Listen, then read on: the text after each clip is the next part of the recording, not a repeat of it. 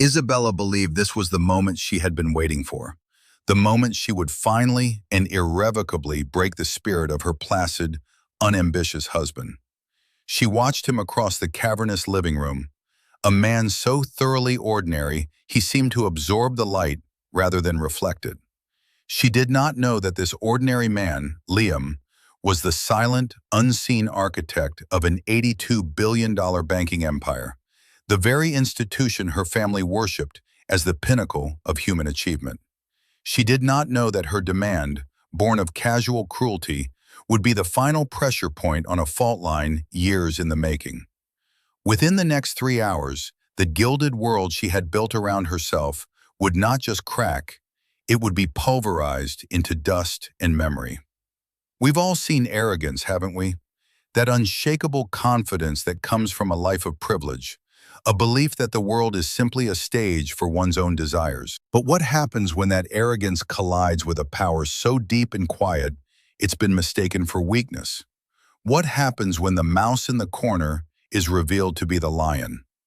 I'd love to know where you're watching from today, so drop a comment down below and tell me your city. Let's see how far this story travels. Now settle in, because the fall is always more dramatic from a great height. The air in the Sterling family home was thick with the cloying scent of Eleanor's expensive perfume and the unspoken contempt they all held for Liam. It was Eleanor's 70th birthday, a fact she had been reminding everyone of for the better part of a month, as if expecting a citywide parade. The gathering was an intimate one, just Eleanor, her husband Richard, their daughter Isabella, and Liam. Intimate, in this family, meant that the battlefield was smaller, the attacks more concentrated. Richard sat in his wingback leather chair, a glass of amber liquid swirling in his hand. He was a man who had inherited a respectable manufacturing business and had mistaken its steady, uninspired performance for a sign of his own genius. He looked at Liam with the weary disappointment of a man surveying a poor investment. Isabella, his daughter and Liam's wife of 3 years, was the conductor of this orchestra of disdain. She was radiant, dressed in a silk gown the color of champagne, her every gesture a performance of effortless superiority. She had married Liam in a fit of what she later described to her friends as romantic delusion, captivated by his quiet intensity and what she mistook for artistic depth. The delusion had evaporated within 6 months, replaced by a gnawing resentment. He was a mid-level financial analyst at a nondescript firm. He drove a sensible sedan. He wore suits off the rack. He showed no desire to network, to climb, to become the man she felt she deserved. Eleanor, the matriarch, fanned herself dramatically, though the climate-controlled air was a perfect 72 degrees. "Oh, my feet," she sighed, her voice carrying across the room with the weight of a royal decree. "These new shoes are simply murderous. I've been on my feet all day preparing well, for this." She gestured vaguely at the catered food and the small gathering, as if she had personally toiled over a hot stove for weeks. Isabella saw her opening. It was perfect. A small domestic act of service that would put Liam in his proper place. A gesture of fealty to the family that tolerated his presence. A little performance of humiliation for her mother's birthday. She turned to Liam, her smile a beautiful, chilling thing. "Liam, darling," she said, her voice dripping with false sweetness. "You hear my mother. Be a dear, would you? Go and fetch a basin of warm water. It's the very least a man who contributes so little can do to show his appreciation. Go on now. Wash your feet for her." The request hung in the air, audacious and ugly. Richard looked down into his glass, a silent enabler, unwilling to disrupt his wife and daughter's cruel sport. Eleanor's expression was one of smug anticipation. She kicked off her heels with a little flourish, wiggling her toes, ready to receive her tribute. All eyes were on Liam. He sat perfectly still, his hands resting on his knees. He was dressed in a simple dark suit that, to their eyes, looked cheap. His face was unreadable. They expected a flush of shame, a flicker of anger, a stammered protest. They saw nothing. He simply looked at Isabella, his wife, and in his gaze was not the fire of rage, but the cold, clear light of a star that had died 1,000,000 years ago. He felt a profound, tectonic shift inside him. It was not a snap, but a slow, deliberate decoupling from a world he had tried, for 3 years, to call his own. The project was over. The experiment had yielded its final, bitter result. "Of course," Liam said, his voice even and calm. The lack of resistance was, to Isabella, the sweetest victory of all. She thought he was finally broken, finally accepting of his lowly station. She had no idea he was not surrendering. He was consenting to the final act of a play he had written himself. Liam's calm acceptance sent a ripple of confusion through Isabella, though she quickly suppressed it. She had expected a fight, a whispered argument, some pathetic display of wounded pride that she could then dismantle with a few cutting words. His immediate, almost serene agreement felt off. It was like pushing against a door that was already open, but the prize was too tempting to question the ease of its acquisition. The sight of her husband, kneeling at her mother's feet, would be a story she could dine out on for weeks, a perfect little anecdote to share with her friends about the burdens of her marriage.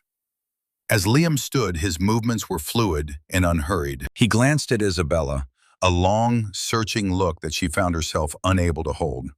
What was in his eyes? It wasn't defeat. It was something closer to pity.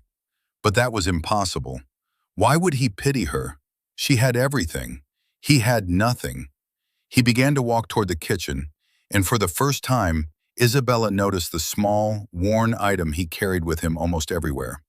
A simple, leather-bound journal, held shut by an elastic strap.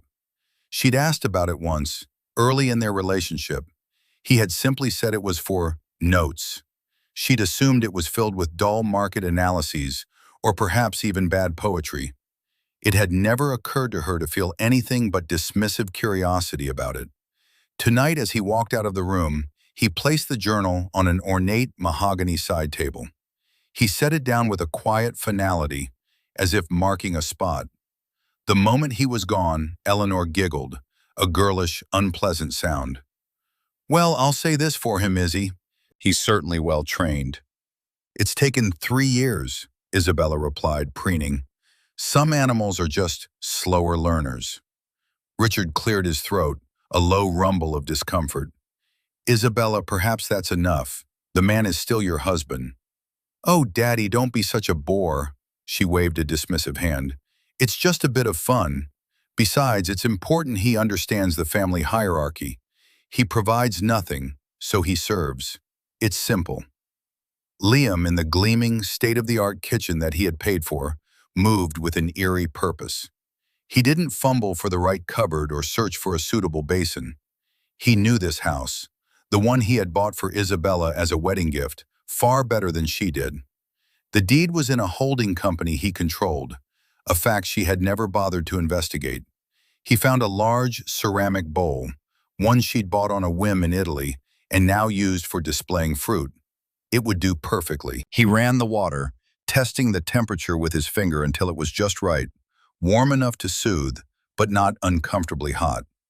He found a box of Eleanor's favorite lavender-scented Epsom salts in the pantry and sprinkled a generous amount into the water, the fragrance blooming in the steam. He folded 2 plush towels, one to place under the basin, one to dry her feet. Every action was precise, methodical. It was the work of a man closing out a file, completing a final task before archiving the entire project. As the water filled the bowl, his mind drifted back, not with anger, but with the detached clarity of an historian reviewing a failed campaign.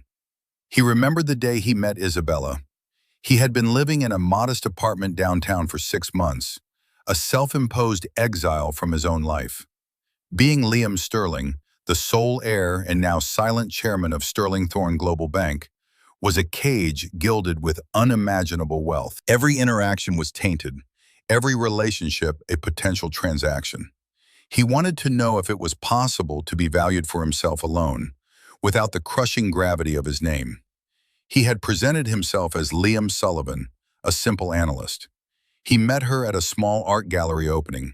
She was dazzling, funny, and seemed to see him, not through him.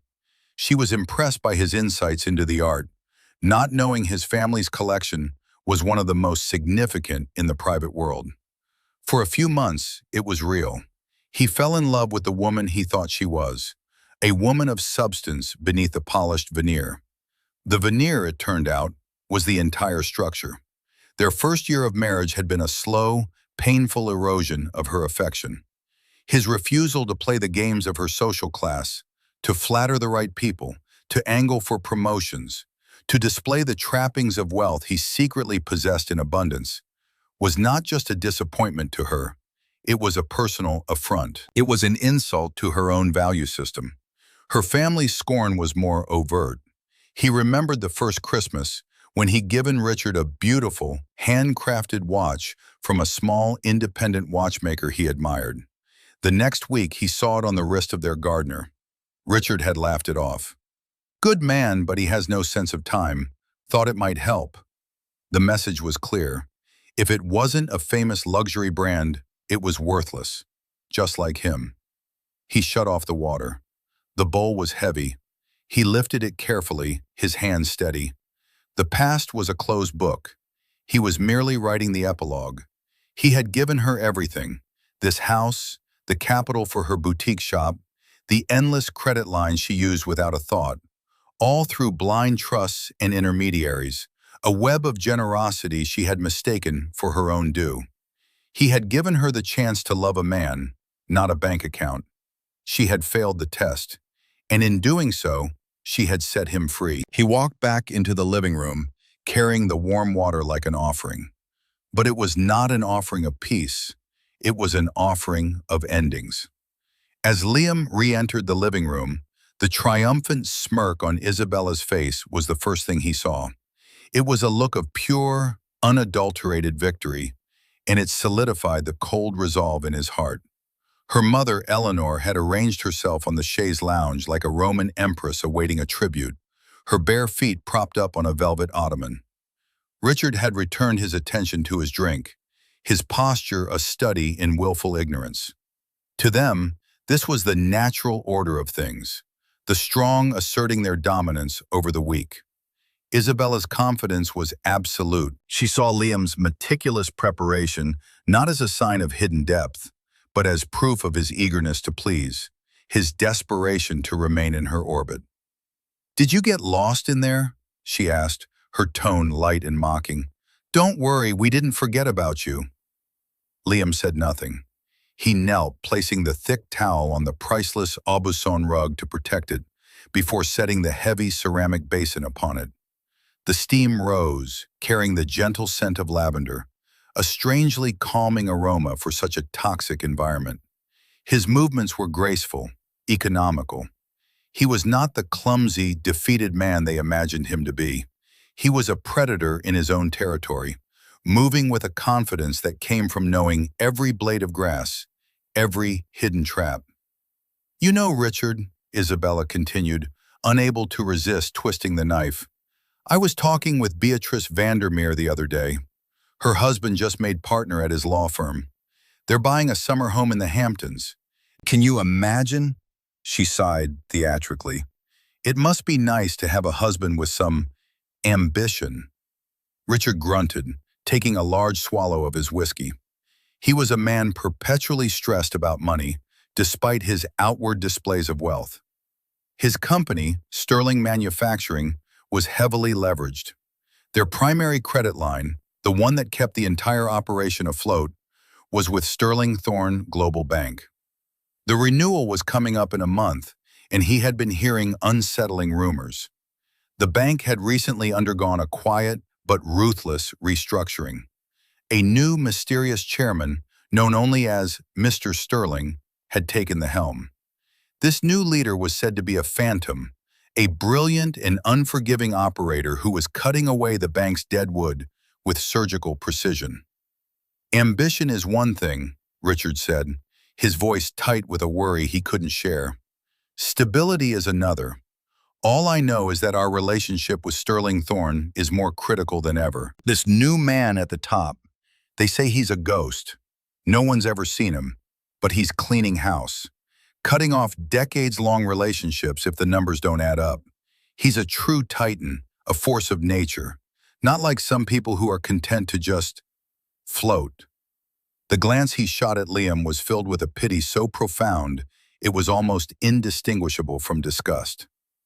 Liam, who was at that moment preparing to wash his mother-in-law's feet, was of course the Mr. Sterling Richard spoke of with such awe and terror.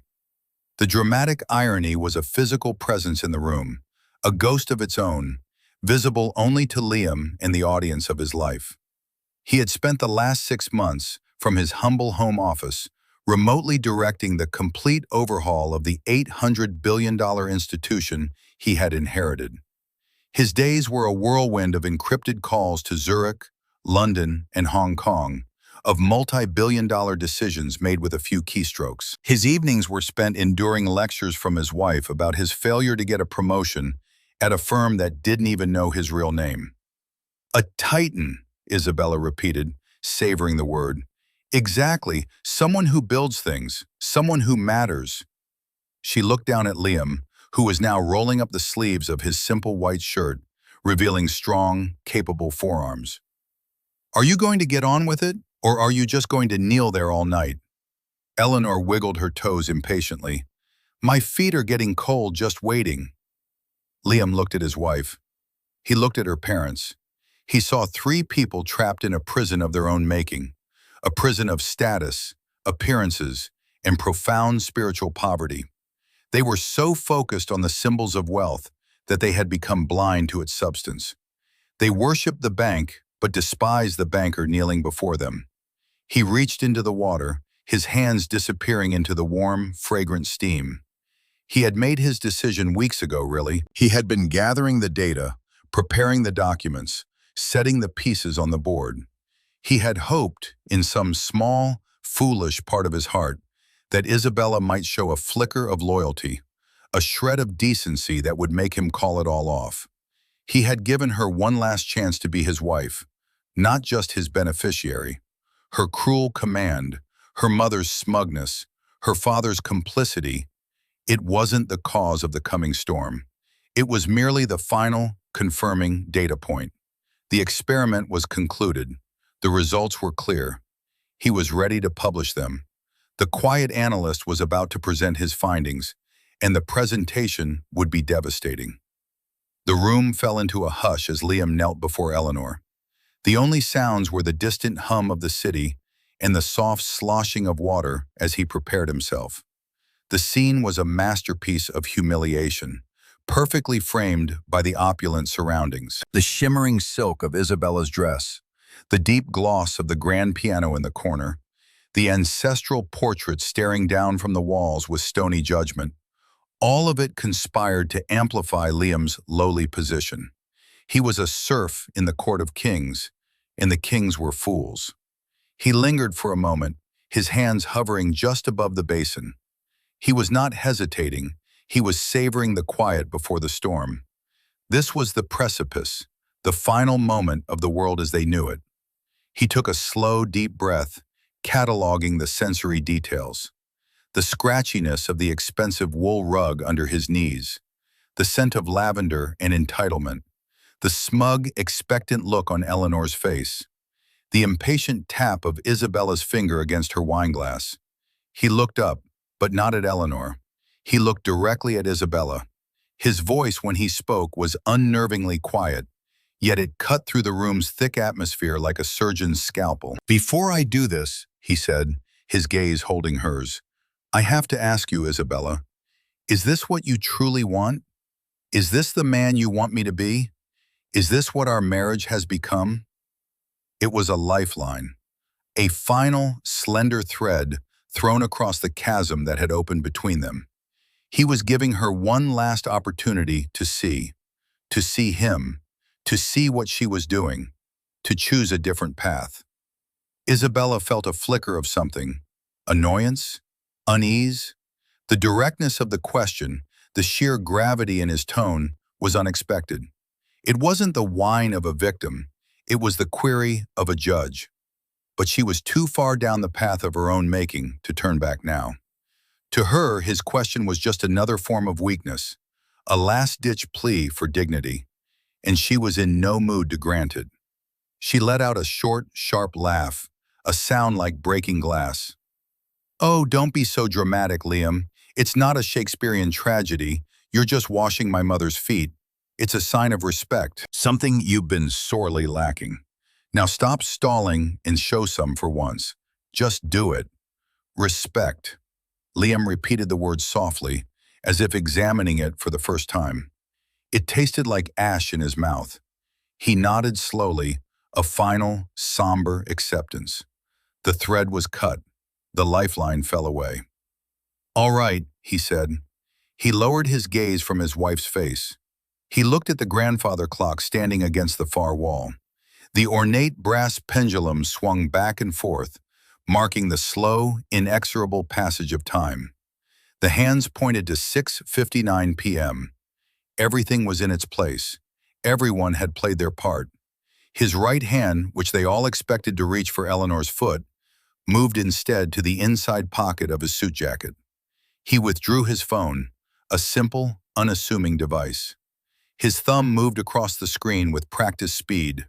He typed a single word into a secure messaging app, a message addressed to a contact named Marcus. The word was, "Execute." He sent the message. A small check mark appeared beside it. Done. He slipped the phone back into his pocket. Then he looked up. The man who looked up was not the man who had knelt down. The patient, sad, accommodating mask he had worn for 3 years dissolved, burned away by a fire that had been banked for a far longer time. The eyes that met theirs were not the eyes of Liam Sullivan, the meek analyst. They were the eyes of Liam Sterling, a man who moved markets with a whisper and dismantled fortunes with a memo. They were eyes filled with a cold, clear, devastating authority. He did not raise his voice. He didn't need to. The sudden shift in his presence was as loud as a thunderclap. The very air in the room seemed to crackle and change pressure. "Respect," he said again, and this time the word was not a question, but a verdict. "Let's talk about respect, shall we?" He pushed the basin of water aside with a quiet scrape, and then slowly, deliberately, he rose to his feet. He was no longer kneeling. He was standing. And from this new height, he looked down on them all. "You're right, Isabella," he began, his voice a low, resonant hum of power. "This isn't a tragedy, it's an audit, and the accounts are long overdue." Isabella stared, her mouth slightly agape. Richard froze with his glass halfway to his lips. Eleanor actually recoiled on the chaise lounge, pulling her feet back as if the floor had suddenly become electrified. The change in him was so absolute, so total, that it was terrifying. "For 3 years," Liam continued, his voice calm, measured, and utterly relentless, "I have been an observer in this family. I have been a silent witness to your vanity, your pettiness, and your profound ignorance."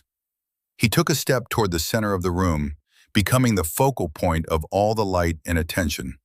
"You talk about respect, Eleanor, but respect is not something you can demand through humiliation. It is something you earn through character. Let me list the ways you have shown me a lack of it."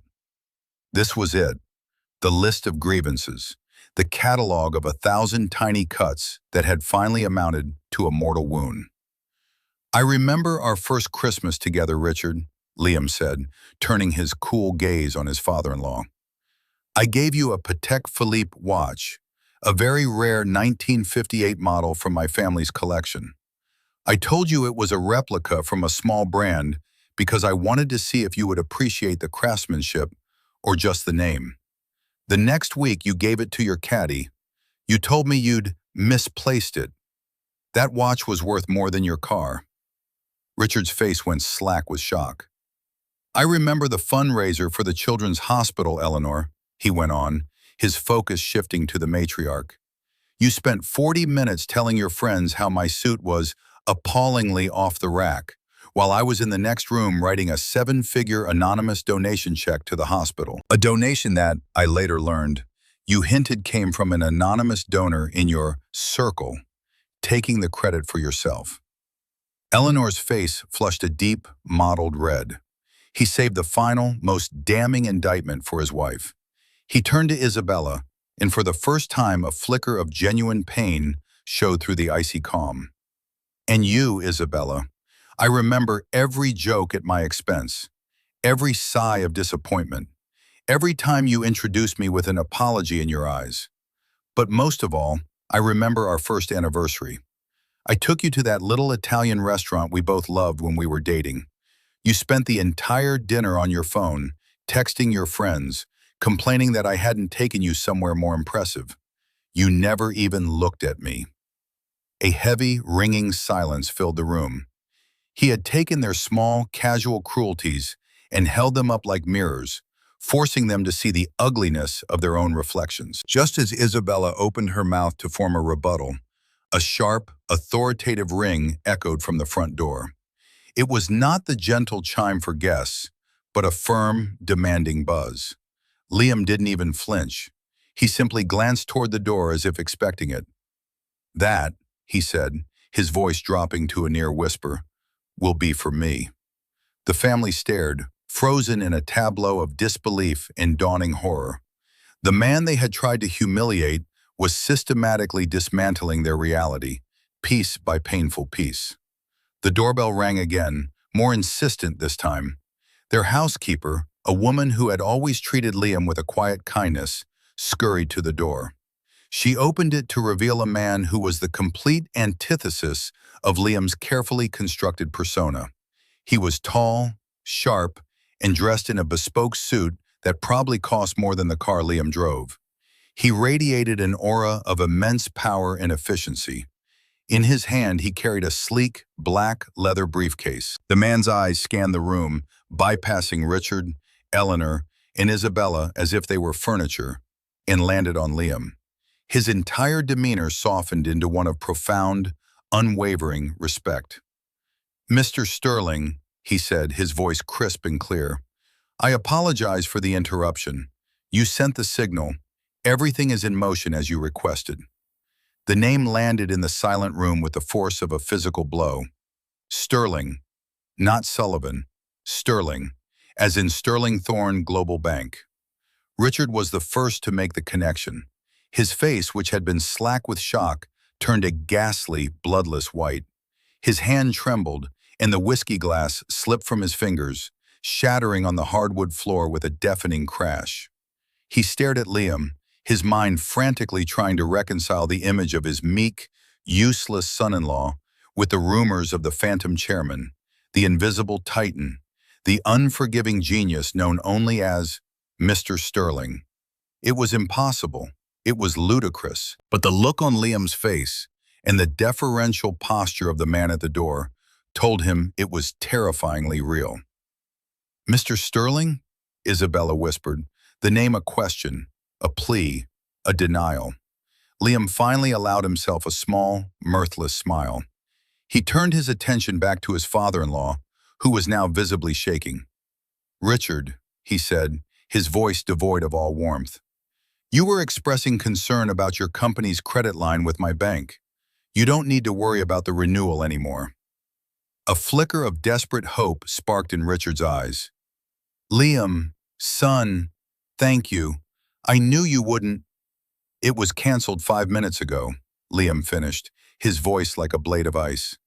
"The signal I sent to Marcus here was the final authorization. Your company's assets are being frozen as we speak, pending a full forensic audit into certain financial irregularities I happen to notice in your quarterly reports, the ones you filed to secure your loans. Falsifying documents to a federally insured financial institution is a rather serious offense, wouldn't you say?" Richard swayed on his feet, grabbing the back of his chair for support. He looked as if he had aged 20 years in 20 seconds. Liam's cold, analytical gaze then swiveled to Eleanor, who was clutching a silk cushion to her chest like a life raft. "Eleanor, your Children of the World Charity Foundation. A noble cause on the surface. Unfortunately, my analysts found that less than 10% of its donations ever reach any children. The rest appears to be funneled into administrative costs, which include your wardrobe, your redecorating budget, and your biannual trips to Paris. The Attorney General's office received a rather comprehensive file from an anonymous whistleblower this afternoon.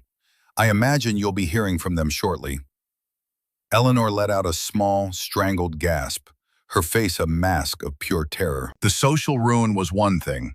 The threat of actual legal consequences was something her privileged mind had never even conceived of. Finally, Liam turned to his wife, Isabella. She was standing now, her champagne-colored dress seeming to mock the ashes her world had become. Her face was a canvas of warring emotions, disbelief, horror, betrayal, and a dawning, sickening understanding. Liam walked over to the mahogany side table and picked up the worn leather journal. He held it up. "You always wondered what was in this, didn't you? You thought it was poetry." He unhooked the elastic strap and opened it. The pages were not filled with prose, but with neat columns of numbers, dates, and account codes. It wasn't a diary, it was a ledger. "This house, Isabella," he said softly, gesturing to the opulent room around them. "I bought it for you. This furniture, the art on the walls, all from me.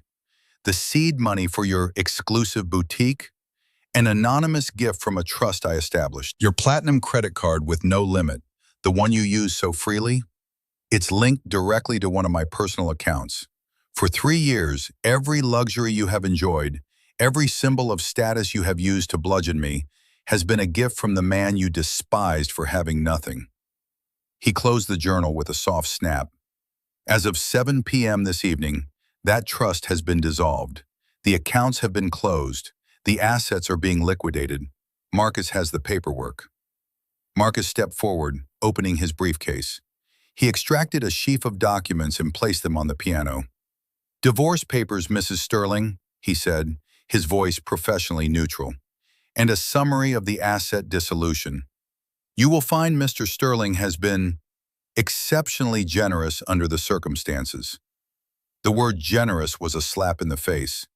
Isabella stared at the papers, then back at Liam. The man she had married, the man she had tormented, was a king who had been living among them disguised as a pauper.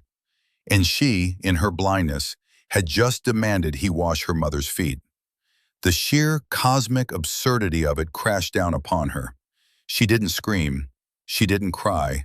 She simply crumpled, collapsing onto a nearby sofa, as if her bones had turned to dust, the sound of her world ending not a bang, but the soft whisper of her name on a legal document. The immediate aftermath was a symphony of desperation. The shattering of Richard's glass had been replaced by a silence so profound it felt like a vacuum, sucking all the air and life from the room. Isabella sat on the sofa, her body rigid with shock, staring at the divorce papers Marcus had laid out on the gleaming piano lid. They seemed to radiate a coldness that chilled the entire space. Richard was the first to break. The captain of his small, sinking industrial ship, he scrambled for any piece of driftwood. "Liam, son," he stammered, taking a clumsy step forward. The honorific son sounded grotesque and hollow coming from his lips now. "There has to be a misunderstanding, a mistake. We can talk about this. The audit, it's not necessary. I can explain everything." Liam regarded him with an expression of pure, dispassionate analysis. It was the look a biologist might give a specimen under a microscope. "There is no misunderstanding, Richard. The only mistake was yours. You made a series of them. You mistook my patience for weakness. You mistook my silence for stupidity. And you mistook my generosity for an entitlement. You built your life on a foundation of lies, and now the foundation is gone. There is nothing left to talk about." Eleanor, seeing that her husband's pleading was failing, tried a different tactic. The tears began to flow, great, theatrical sobs that shook her entire body.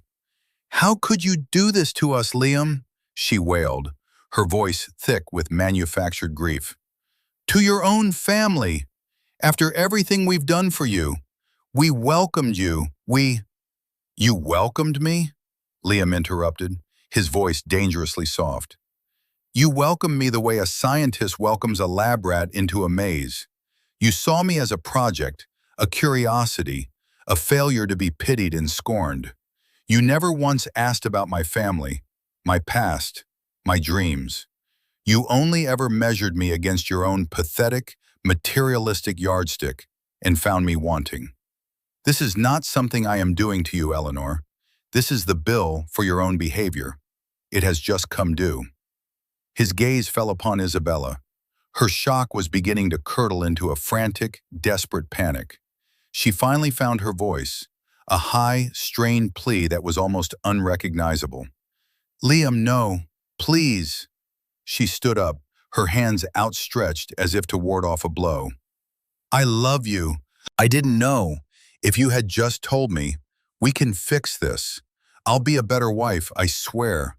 I'll be whatever you want me to be.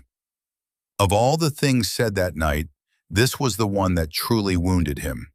It was the final confirmation of her complete and utter failure to understand. You love me? He asked, and the sadness in his voice was vast and empty. No, Isabella, you don't even know me. You never wanted to. You loved an idea you had of me, and when I didn't live up to it, you tried to break me into a shape you found more acceptable. And now you see this. He gestured vaguely to the air, to the invisible weight of his fortune. And you think you love this. You are in love with a bank, not a man.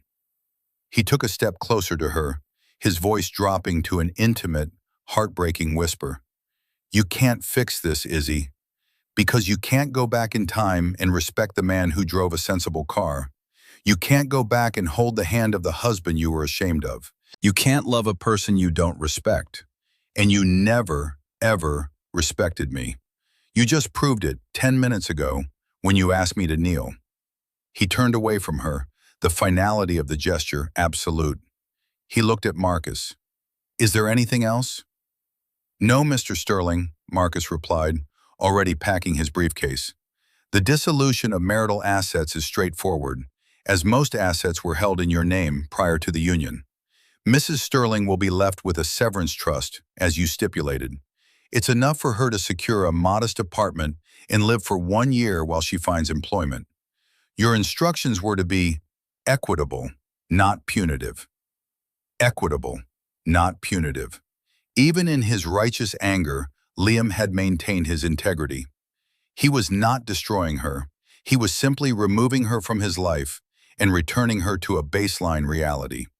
A world where actions have consequences. Liam, please don't do this, Isabella begged, tears now streaming down her face, real tears of loss and terror. Don't leave me. Liam paused at the doorway, his back to her. He did not turn around. I'm not leaving you, Isabella, he said, his voice heavy with the weight of 3 wasted years. I'm just ceasing to fund your illusion. He and Marcus walked out of the front door, leaving the 3 of them standing in the wreckage of their lives. The warm water in the ceramic basin had grown cold. The scent of lavender had faded, replaced by the metallic stench of ruin. Richard, Eleanor, and Isabella Sterling were left alone in the grand, silent house that was no longer theirs, with nothing but the truth for company, and it was a cold and terrible companion. The days that followed were a brutal education in the laws of social gravity. The fall of the Sterling family, the other Sterlings, as they were now derisively known, was swift and merciless. The world they had so carefully cultivated, a world built on reputation and the perception of influence, turned on them with the ferocity of a starved wolf. News of Richard's company's collapse was the first tremor. The freezing of his assets and the cancellation of the Sterling Thorne credit line was a death sentence. His business, built on the rickety foundation of debt and deceit, imploded within a week. Creditors descended, the factory gates were shuttered, and the name Sterling Manufacturing, once a source of local pride, became a byword for failure. Richard, the man who had pitied Liam for his lack of ambition, was forced to declare personal bankruptcy. The opulent house, with its grand piano and ancestral portraits, was the first thing to go, sold at auction to cover a fraction of his debts. He and Eleanor moved into a small, rented condominium, the silence between them thick with blame and regret. Eleanor's downfall was more social, but no less complete. The investigation into her charity became a scandal whispered about at every gala and luncheon she was no longer invited to. Her friends, the ones who had laughed at her jokes about Liam's cheap suits, now crossed the street to avoid her. Her name, once a fixture on the society pages, was now only mentioned in hushed, pitying tones. She had built her identity on the admiration of others, and without it, she seemed to shrink, becoming a frail, bitter woman lost in a world that no longer saw her.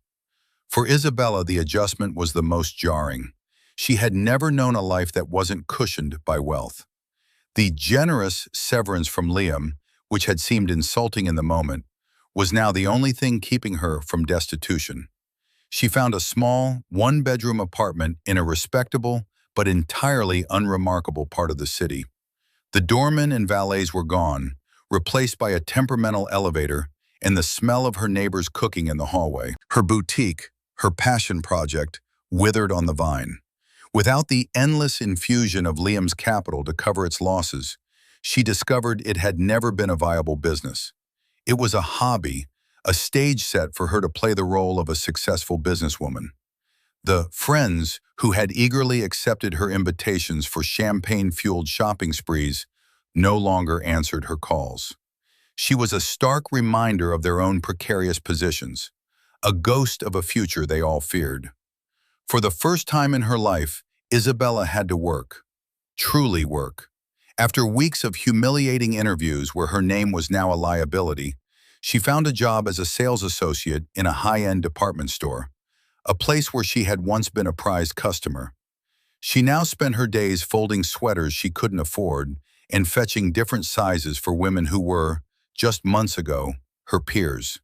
They would either ignore her completely or offer a tight, condescending smile that was far more painful than any insult. Humiliation was no longer a game she played. It was the texture of her daily existence.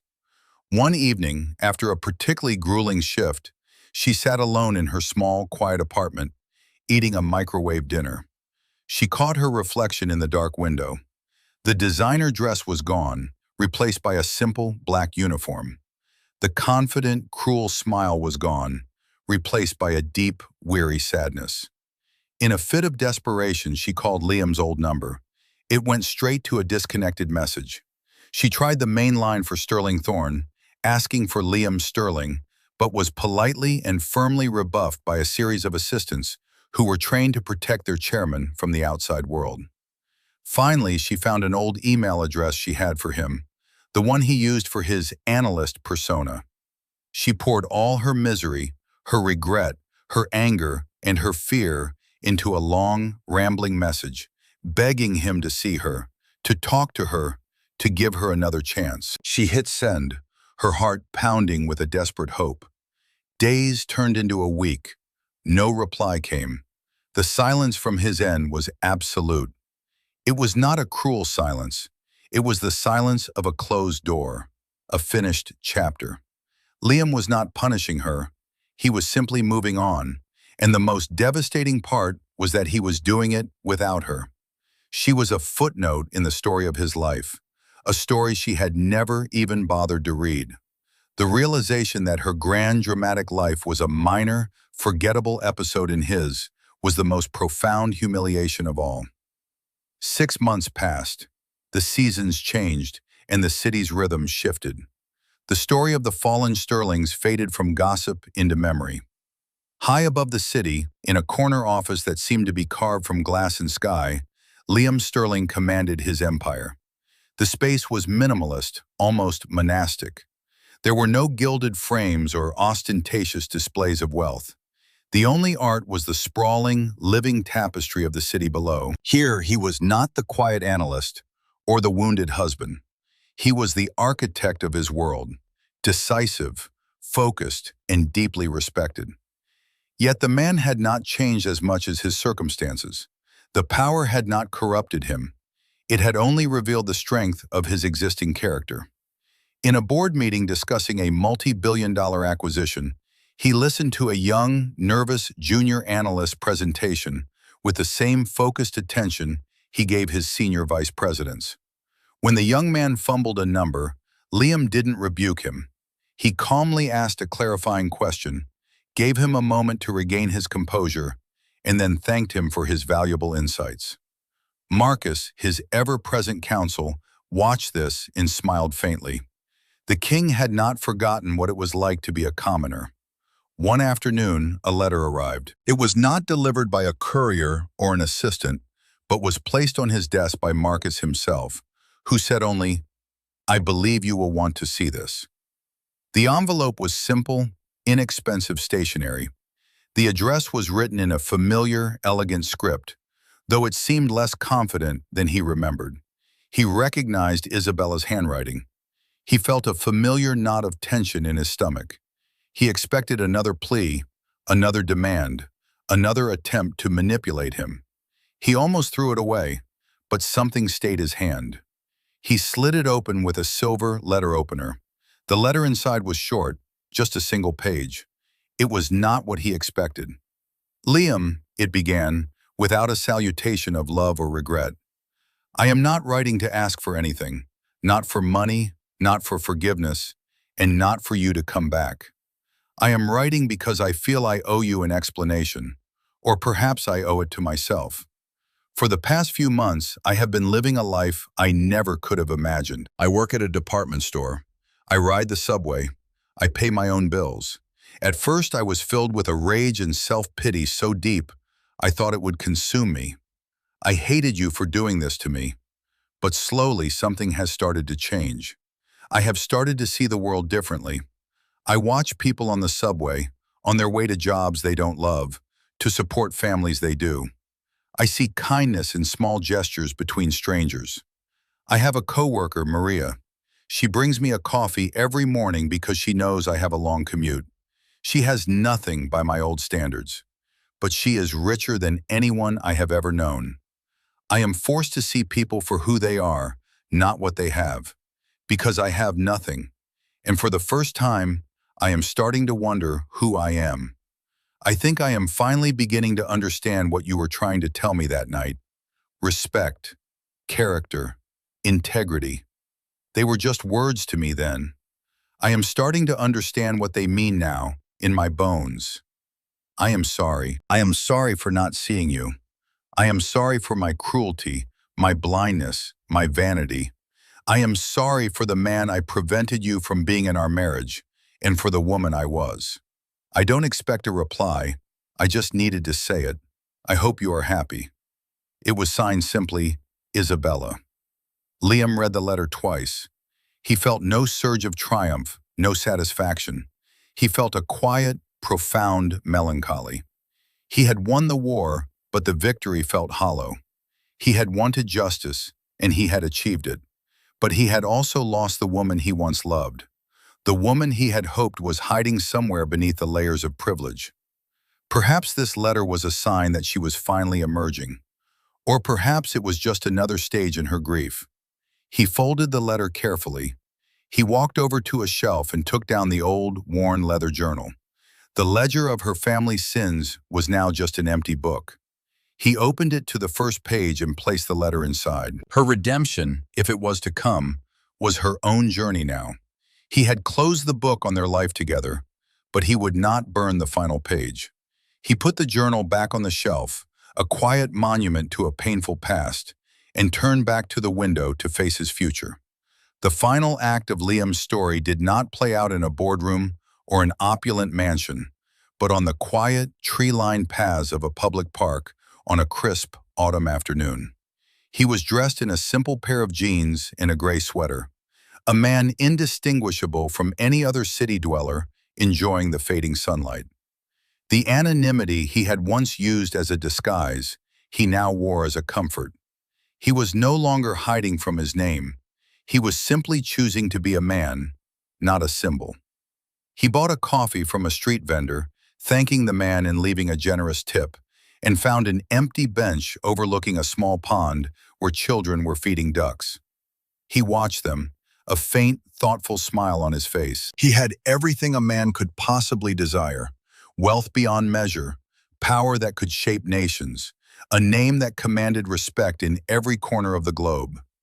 And yet he had learned that the most valuable commodity he possessed was peace, the quiet integrity of his own soul.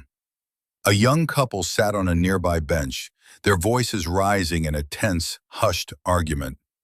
"I just don't see how we can afford it, Sarah," the young man said, his voice tight with stress. "Not with the rent and the car payment." "But everyone is going," she replied, her voice laced with disappointment. "It's Chloe's wedding in Mexico. It will look bad if we're the only ones who don't show up." "Looking bad costs less than a plane ticket," he sighed, running a hand through his hair. Liam listened, not as an eavesdropper, but as a scholar of human nature. He saw his own past in their conflict, a microcosm of the eternal struggle between appearance and reality, between the pressures of the world and the quiet truths of a bank account. He had lived on both sides of that divide. He had learned that true wealth was not the ability to afford the trip to Mexico, but the strength to be honest about why you couldn't go. It was the freedom from the opinions of others. He thought of Isabella. He hoped her letter was sincere. He hoped she was finding her way, not for his sake, but for hers. He hoped she would one day find a happiness that wasn't dependent on a price tag. Her fall from grace had been brutal, but perhaps in the rubble, she could build something real, something that was truly her own. He had taken away her gilded cage, and in doing so, had given her the terrifying, beautiful gift of freedom. The narrator's voice, which had guided us through this journey, now settles into a final, reflective tone. True worth, it seems, cannot be measured by the gloss of a credit card or the label on a suit. It is etched into the character of a person, in the quiet moments of integrity, in the dignity maintained in the face of humiliation. True power is not the ability to command others to their knees, but the strength to master oneself. Liam Sterling lost a wife and a life he thought he wanted, but in the process, he reclaimed the most valuable asset he had ever owned: himself. And Isabella, who lost everything she ever valued, was given a single, priceless opportunity: the chance to become someone worthy of respect. What do you think? Was Liam's response justified, or was it an act of vengeance as cold as the privilege he fought against? Can a person like Isabella, so defined by a world of surfaces, truly change from the inside out? I would love to read your thoughts and opinions on this in the comments below. Every story has a lesson, and sometimes the lesson is a question. Don't forget to like this video and subscribe to the channel if you haven't already. There are so many stories of hidden strength and quiet triumphs in the world, and we're here to tell them. Liam stood up from the bench, leaving his half-finished coffee behind. The sun was setting, painting the sky in hues of orange and purple. He zipped up his jacket, put his hands in his pockets, and began to walk toward the park's exit, melting back into the anonymous, bustling river of humanity. He was just a man walking home, and for the first time in a long time, he was a free man in every sense of the word.